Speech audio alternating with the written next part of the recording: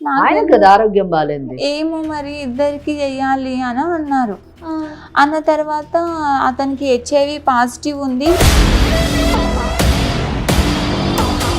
అయితే నాకు అతనికి కలిసిందే లేదు అసలుకి. నేను అతను పెళ్ళయి ఒక 10 to 15 days మాత్రమే అయ్యింది. అయినా అందులో అతను నా దగ్గర సరిగా ఉండకపోవడము, నాతో మాట్లాడకపోవడము, నన్ను దగ్గరికి రానియకపోవడం, నన్ను పట్టించుకునేవాడే కాదు మేడం అసలుకి.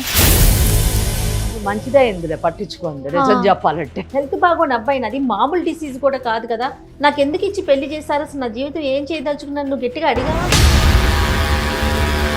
ఎందుకు ఫోన్ చేసినావు అంటే మరి పెళ్లి చేసుకున్నావు, మరి ఇట్లా అయ్యింది, ఏంది విషయం, మరి నేను ఇంతేనా ఇంకా నా దగ్గర పెట్టకు, ఉండాలనుకుంటే ఉండు, లేకపోతే ఎరుపు. వద్దనుకున్నప్పుడు మరి పెళ్లి ఎందుకు చేసుకున్నట్టు, అంతగానం ఇంటికి వచ్చి మీ అమ్మ అంతగానం చేసి?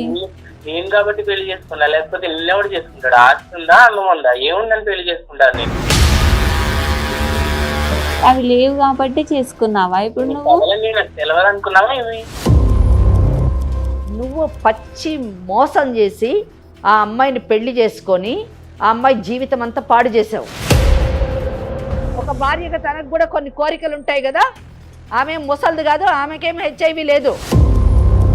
ఆ అమ్మాయి ఇక్కడికి వచ్చి మాకు విడాకులు ఇప్పించండి అని అడుగుతుంది. నీతో ఇప్పుడు ఇందాక నా ముందు మాట్లాడితే నేను ఇవ్వను, నీ ఇష్టం ఉన్నది చేసుకొని నువ్వు సమాధానం చెప్తున్నావు. ఆ అమ్మాయికి విను నేను ఇయ్యను, ఎందుకంటే నా పరువు పోతుంది మేడం నలుగురిలో. ఏం చేస్తారో చేసుకోండి, నేనైతే విడాకులు ఇవ్వను.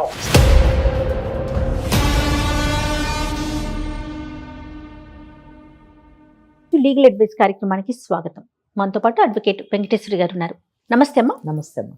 రాణి అని ఒక అమ్మాయి మనతో పాటు స్టూడియోలో కూర్చునుందమ్మా. ఓకే. Marital issue. ఓకే. నాకు ఒక న్యాయం చేయండి, నాకేం చేయాలో అర్థం కావట్లేదు, ఈ బంధంలో ఉండాలా వెళ్ళిపోవాలా, ఉండటానికి అవకాశం లేదంటే ముందు నుయ్యి వెనక గొయ్యి అన్నట్లుగా తయారైంది నా పరిస్థితి. ఎవ్వరికీ కూడా ఇలాంటి సమస్య రాకూడదని కోరుకుంటున్నానమ్మా. దానికి సంబంధించి ఏం చేయాలి అనేది కూడా మీ సలహా చాలా అవసరము. మరి ఇంకా ఆలస్యం చేయొద్దమ్మా, రాణితో మాట్లాడేద్దాము. నమస్తే మా రాణి. నమస్తే. ఓకే.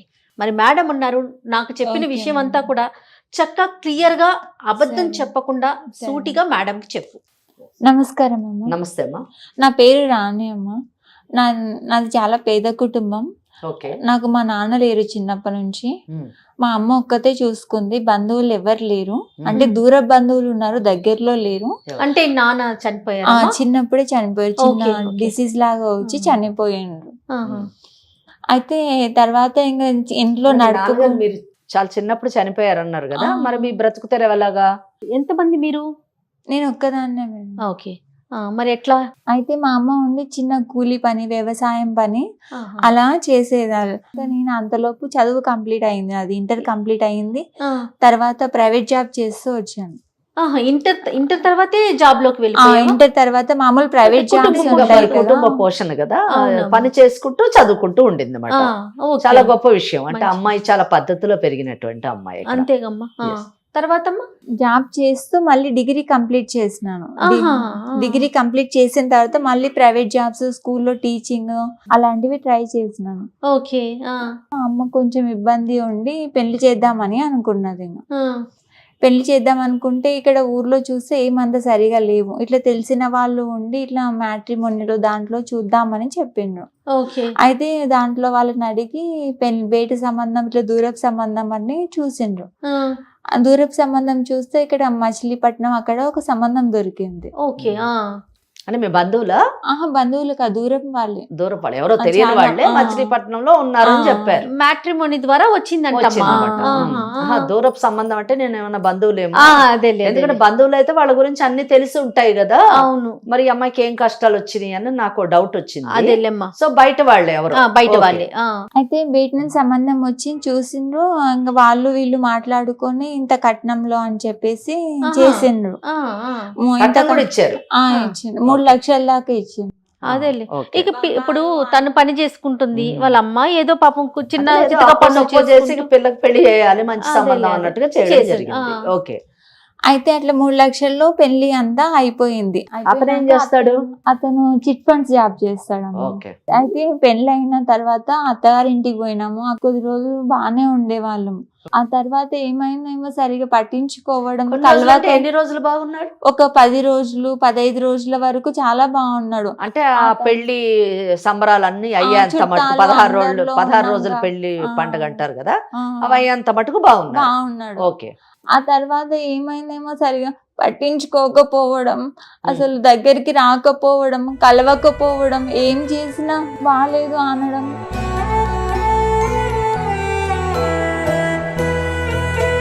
మీ అత్తగారు చెప్పలేదా మరి మీరు?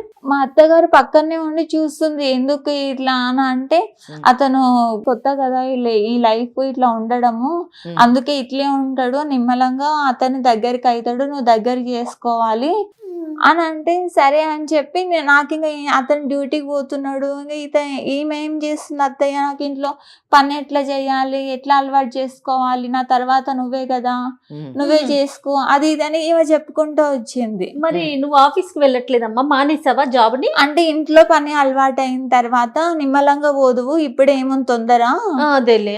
నీకు ఇప్పుడు ఈ ఊరు కొత్త కదా, ఇక్కడ ప్రపంచం కొత్త కదా, కొన్ని రోజులు అయినాక నా కొడుకే నిన్ను పంపిస్తాడు అంటే నేను ఆ మాట పెద్దల మాట ఎందుకని వినుకుంటూ వచ్చిన. అదేలే. చేసినాను, ఇంట్లో పని చేసుకుంటూ ఈయన డ్యూటీకి పోయి వచ్చేవాడు. వచ్చినాక ఓ రోజు ఆయాస పడుకుంటూ సరుకులు తెచ్చేవాడు. సరుకులు తెచ్చి ఒక దూరం పెట్టి కూర్చొని చాలా ఆయాస, ఇట్లా కూర్చొని మొత్తం ఇదంతా ఇట్లా పైకి లేస్తట్లు చాలా ఆయాస పడిపోతున్నాడు అసలుకి. సరే ఎందుకో ఏమో అడుగుదాం అత్తయ్యనని ఊకున్నాను. పొద్దున్న లేసి యథావిధిగా చేసుకొని పోతున్నాడు. పోతూ పోతూ అక్కడ ఒకటి టాబ్లెట్ వేసుకొని పోతున్నాడు. రోజు వేసుకుంటున్నాడు. మీ ఇట్లా ఆయాస పడినప్పుడు మీ అత్తయ్య ఏం కంగారు పడలే? ఏం లేదు, ఆమె ఊకే దగ్గరకు వచ్చి నీళ్ళు ఇవ్వడం, మామూలుగా మీరు ఇట్లా కూర్చుంటే ఓకే. అంతేగాని ఏంటి కొత్త ఏమైంది అని కొత్తగా ఏమి తెలుసుకోవడానికి ప్రయత్నించలేదు. అయితే టాబ్లెట్ వేసుకొని నార్మల్ గా డ్యూటీకి వెళ్ళిపోయిండు. ఎప్పుడు ఎలా వెళ్తాడో అలాగే వెళ్ళిపోయిండు. వెళ్ళి మళ్ళీ సాయంత్రం వచ్చిండు. సాయంత్రం వచ్చినాక నాకు ఒళ్ళు నొప్పులు నీరసంగా ఉంది అని అన్నాడు.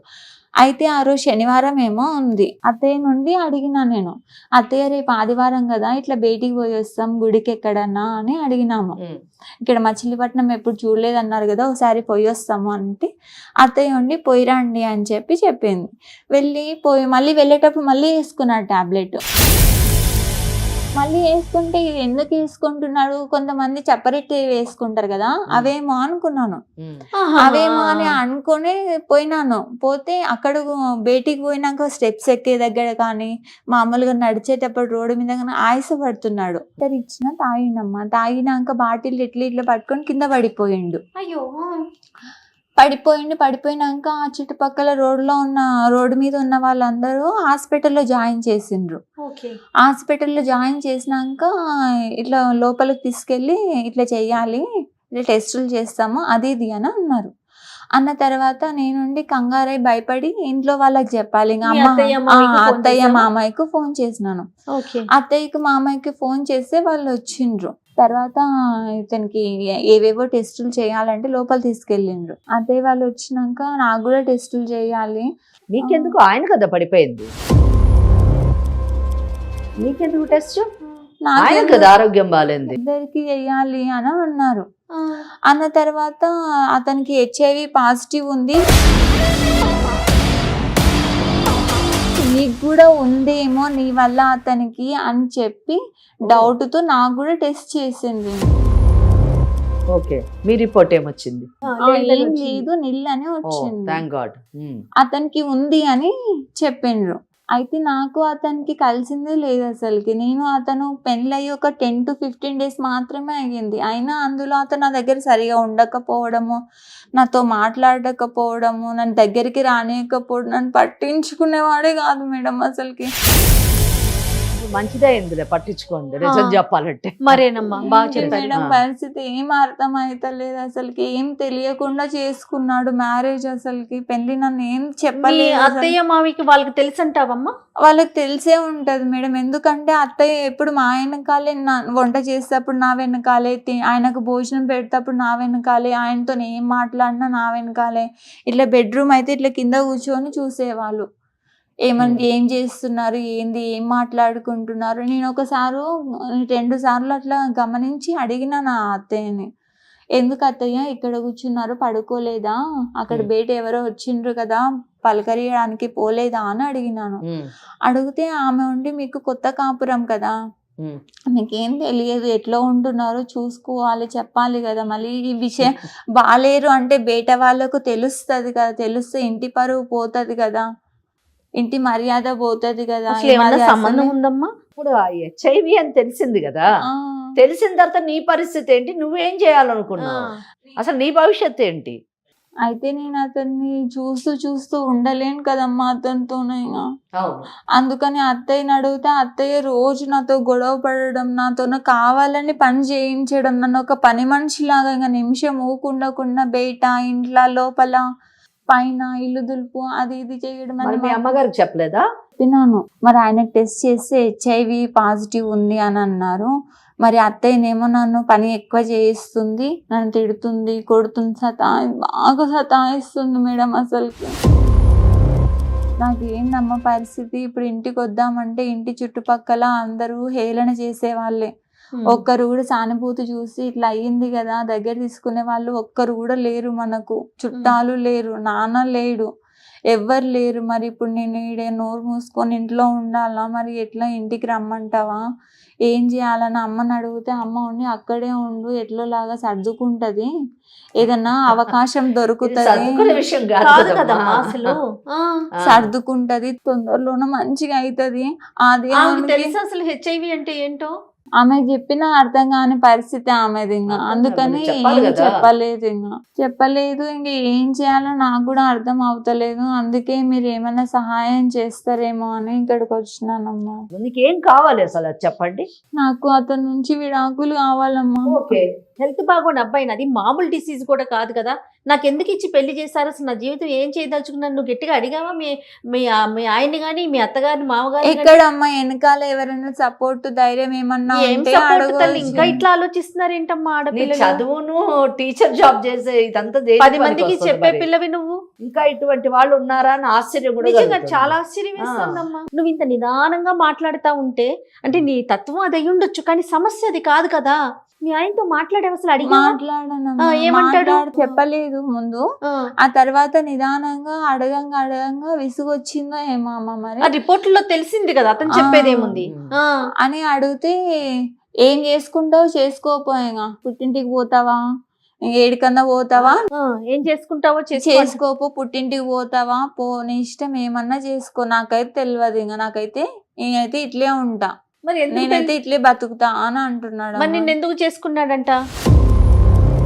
ఎందుకు చేసుకున్నాడంటే ఆయనకు చేయడానికి ఒక ఆమె ఉండాలి కదమ్మ, మరి వాళ్ళ అమ్మకు సహాయంగా, ఈయనకు సహాయంగా. మరి నువ్వేం చేయాలనుకుంటున్నావు ఇప్పుడు? చదువుకున్న అమ్మాయి కదా. నేను అట్లా చేయాలని చేసుకోలేదమ్మా, అదొకటి అయిపోయింది, నువ్వేం చేయలేవు, నీ చేతిలో పని కాదు. ఇప్పుడు నెక్స్ట్ మీ తల్లిగారు చూసి చేసినటువంటిది, నెక్స్ట్ నీ భవిష్యత్తు ఏంటి? నెక్స్ట్ జాబ్ చేద్దాం, ఇతని విడాకులు ఇచ్చేసి ఇతనికి నేను నెక్స్ట్ నిలబడి జాబ్ చేయాలని నేను అనుకుంటున్నాను. వెరీ గుడ్, మంచి డెసిషన్ ఇది. మరి అతనితో ఒకసారి మాట్లాడాలి కదా, నిజంగా అసలు అతను ఏమంటున్నాడు అనేది. రిపోర్ట్స్ అన్ని కూడా తెప్పిస్తాను, ఒకసారి మీరు చూద్దురు గానీ. ఒకవేళ అదే కనుక నిజమైతే మరి ఇప్పుడు ఈ అమ్మాయికి మీరు ఎలాంటి సలహా చెప్తారు? ఇక్కడ కలవడానికి కొన్ని అభ్యంతరకరమైనటువంటి అనారోగ్య పరిస్థితులు ఉన్నాయి కాబట్టి ఆమెను మనం బయట వేయడానికే మనము ప్రయత్నించాలి. దానికి లీగల్ గా ఏ విధంగా సపోర్ట్ చేయాలి అన్న దానికి మన దగ్గర ఒక పరిష్కారం ఉంది. అయితే ముందు ఆ అబ్బాయితో మాట్లాడితే ఆ పరిష్కారం చాలా మటుకు సులువుగా అయ్యేటటువంటి అవకాశం ఆ అబ్బాయి చేతిలో ఉంది. రైట్ అమ్మా, మరి ఒకసారి ఫోన్ చేయమందామా? తప్పకుండా.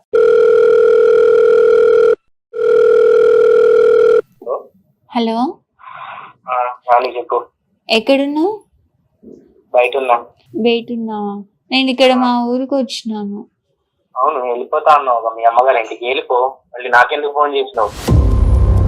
ఎందుకు ఫోన్ చేసినావు అంటే, మరి పెళ్లి చేసుకున్నావు, మరి ఇట్లా అయ్యింది, ఏంది విషయం, మరి నేను ఇంతేనా? ఇంకా నా దగ్గర పెట్టకు, ఉండాలనుకుంటే ఉండు, లేకపోతే ఎరుపు. వద్దనుకున్నప్పుడు మరి పెళ్లి ఎందుకు చేసుకున్నట్టు? అంతగానం ఇంటికి వచ్చి మీ అమ్మ అంతగానం చేసి. నేను కాబట్టి పెళ్లి చేసుకున్నా, లేకపోతే నిన్నెవడు చేసుకుంటాడు? ఆస్తుందా, అన్నం ఉందా, ఏముందని పెళ్లి చేసుకుంటాను నేను? అవి లేవు కాబట్టి చేసుకున్నావా ఇప్పుడు నువ్వు? నాకు తెలియదు అనుకున్నావా ఇవి? మరి అయితే నన్ను విడాకులు ఇస్తాను, వదిలే ఇంకా నన్ను. విడాకులు ఇవ్వడం నేను కాబట్టి నిన్ను పెళ్లి చేసుకున్నా, నిన్ను ఇన్ని రోజులు మంచిగా ఇక్కడదేమో చూసుకున్నా. అసలు ఒకసారి ఇవ్వమ్మా ఇక్కడ మేడం మేడం మాట్లాడతారంట. నువ్వు ఇవ్వు ముందు. ఎట్లా అయినా కానీ నేను వెంకటేశ్వరి అడ్వకేట్ని మాట్లాడుతున్నాను నీతోని. నువ్వు రాణితో మాట్లాడినటువంటి మాటలు వింటే నాకు చాలా ఆశ్చర్యం వేసింది. ఎందుకంటే నువ్వు పచ్చి మోసం చేసి ఆ అమ్మాయిని పెళ్లి చేసుకొని ఆ అమ్మాయి జీవితం అంతా పాడు చేసావు. నీకు ఈ హెచ్ఐవి జబ్బు ఉందని తెలుసా లేదా నీకు ముందే? తెలుసు మేడం. మరి తెలిసి ఎందుకు పెళ్లి చేసుకున్నావు? హెచ్ఐవి ఉన్నప్పుడు కాపురం చేయడానికి అవకాశాలు ఉండవన్న సంగతి నీకు తెలియదా? మరి తెలిసి ఎందుకు చేసుకున్నావు? ఎందుకు చేసుకున్నావు? అమ్మాయికి చెప్పారా? టార్చర్ ఏం పెట్టలేదు మేడం. ఏం టార్చరు? ఏం టార్చరు? టార్చర్ అంటే ఏంటి? కొట్టడమే టార్చరా? తిట్టడమే టార్చరా?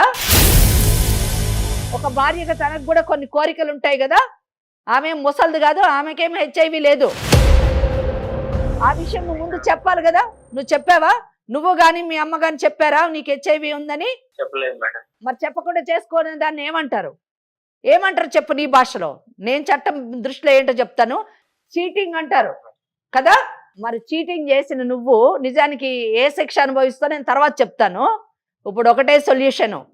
నువ్వు ఆ అమ్మాయి ఇక్కడికి వచ్చి మాకు విడాకులు ఇప్పించండి అని అడుగుతుంది. నీతో ఇప్పుడు ఇందాక నా ముందు మాట్లాడితే నేను ఇవ్వను, నీ ఇష్టం ఉన్నది చేసుకొని నువ్వు సమాధానం చెప్తున్నావు. మా ఆ అమ్మాయికి విను విను విడాకులు నేను ఇయ్యను, ఎందుకంటే నా పరువు పోతుంది మేడం నలుగురిలో. బయటకు వెళ్ళినప్పుడు కింద పడిపోయి హాస్పిటల్కి తీసుకెళ్ళినప్పుడు నీ పరువు పోలేదా? నీకు హెచ్ఐవి ఉందని చెప్పినప్పుడు అంటే నీ పరువు గురించి ఆ అమ్మాయి జీవితాన్ని బలి చేస్తావా? ఆ అమ్మాయి చెప్పినట్టుగా సైలెంట్ గా విడాకులు కానీ ఇవ్వకపోతే నీ పరువు ఇంతకంటే పోయే పరిస్థితిలోని మేమేం చేయాలో చేస్తాం. ఏం చేస్తారో చేసుకోండి, నేనైతే విడాకులు ఇవ్వను. సరే, నువ్వేమి ఇవ్వక్కర్లేదు. విడాకులు అన్నది నువ్వు ఇవ్వాల్సిన అవసరం లేదు. నీ చేత విడాకులు ఎక్కడి నుంచి ఎలా తీసుకోవాలో మాకు తెలుసు. నీకు ఈ ప్రాబ్లం ఉందని చెప్పి ఈ మెడికల్ రిపోర్ట్స్ పెట్టి కోర్టులోని ఆమె విడాకులకి దాఖలు చేస్తే ప్రపంచ స్థాయిలో నీకు ఆమెకు విడాకులు వస్తుంది. విడాకులు నీకు హెచ్ఐవి ఉంది కాబట్టి విడాకులు వచ్చిందని ప్రపంచం అందరికీ తెలుస్తుంది. ఆ పని చేయమంటావా?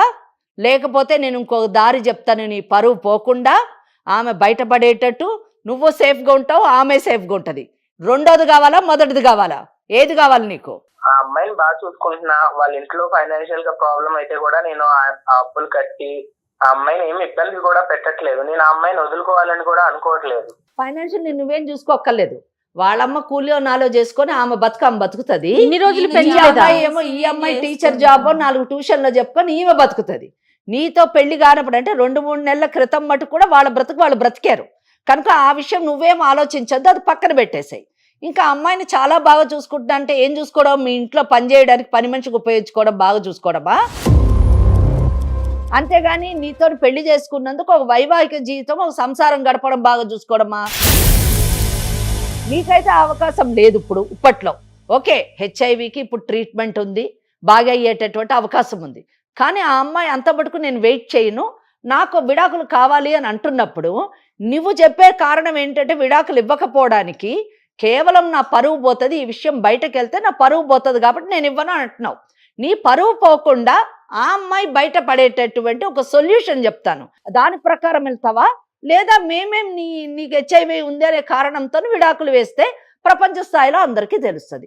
ఈ రెండిట్లో ఏది కావాలో నువ్వు సెలెక్ట్ చేసుకో. హెచ్ఐవి వచ్చినంత మాత్రాన వాళ్ళని ఏదో అంటరాని వాళ్ళుగా చూడడం అన్నది తప్పు అన్నది మేము వీలైనంత మటుకు మేము సమాజము అలాగే మెడికల్ ఫీల్డ్ వాళ్ళు ప్రభుత్వము చాలా అవేర్నెస్ తీసుకొస్తున్నారు. కానీ భార్య ఉండాలా వద్దా అనేటటువంటి ఒక పర్సనల్ ఇది ఆమె రైట్, అది ఆమె హక్కు కనుక అది నేను చెప్పినట్టు వినండి.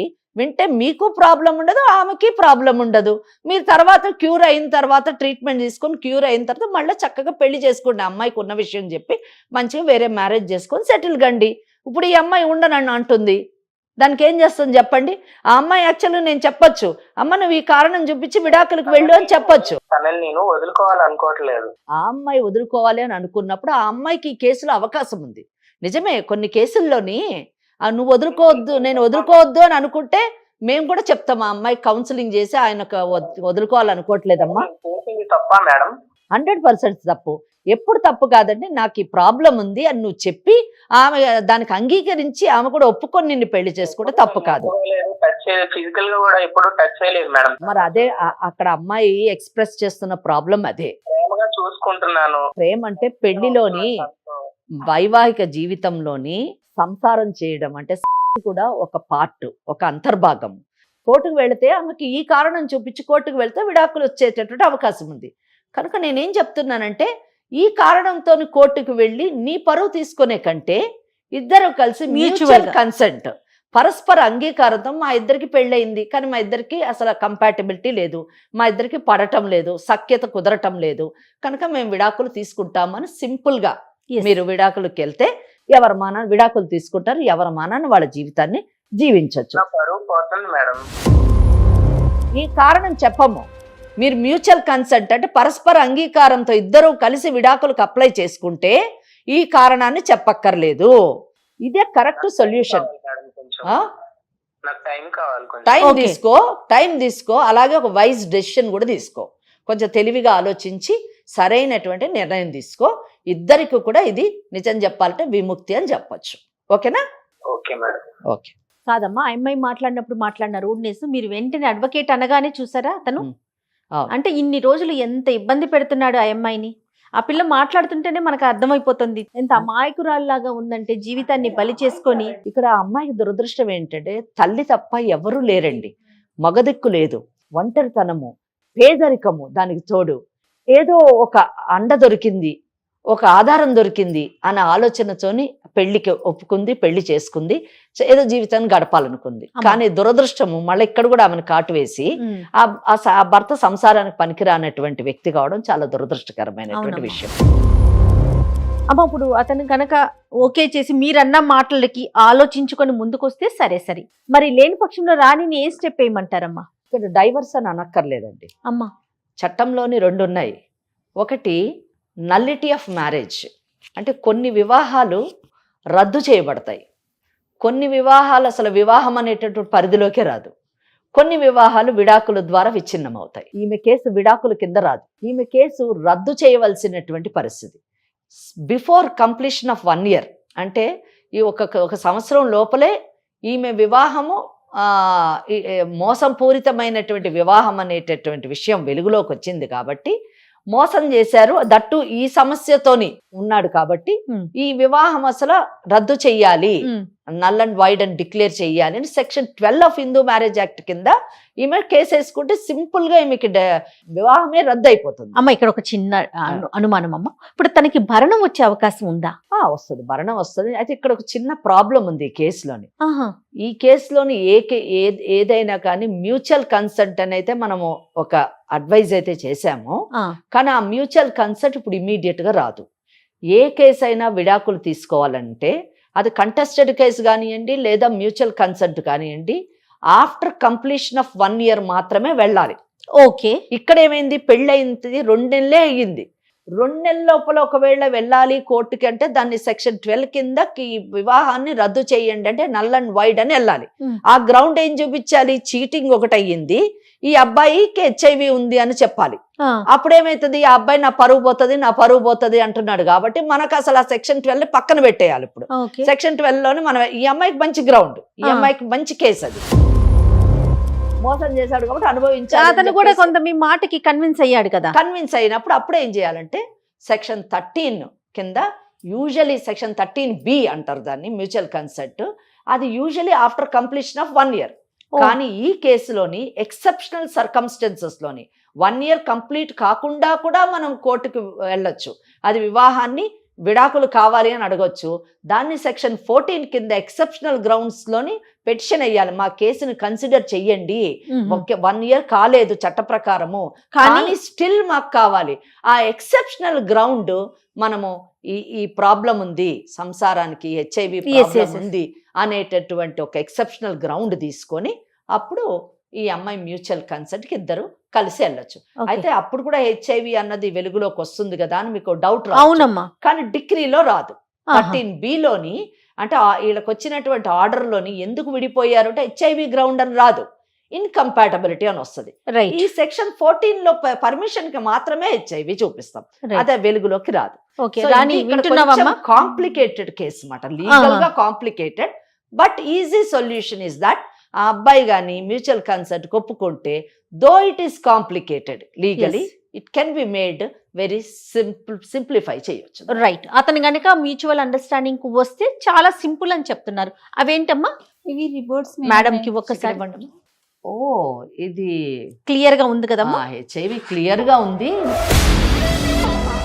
అతను కూడా అడ్మిట్ చేశాడు. అవునవును, అతను కూడా అడ్మిట్ చేశాడు. రిపోర్ట్స్ లో కూడా HIV అని ఉంది క్లియర్ గా. అయితే ఒకటి ఏంటంటే HIV కి మధ్యన ఏదో మందు కనుక్కున్నారు, HIV కూడా క్యూరబుల్ అంటున్నారు.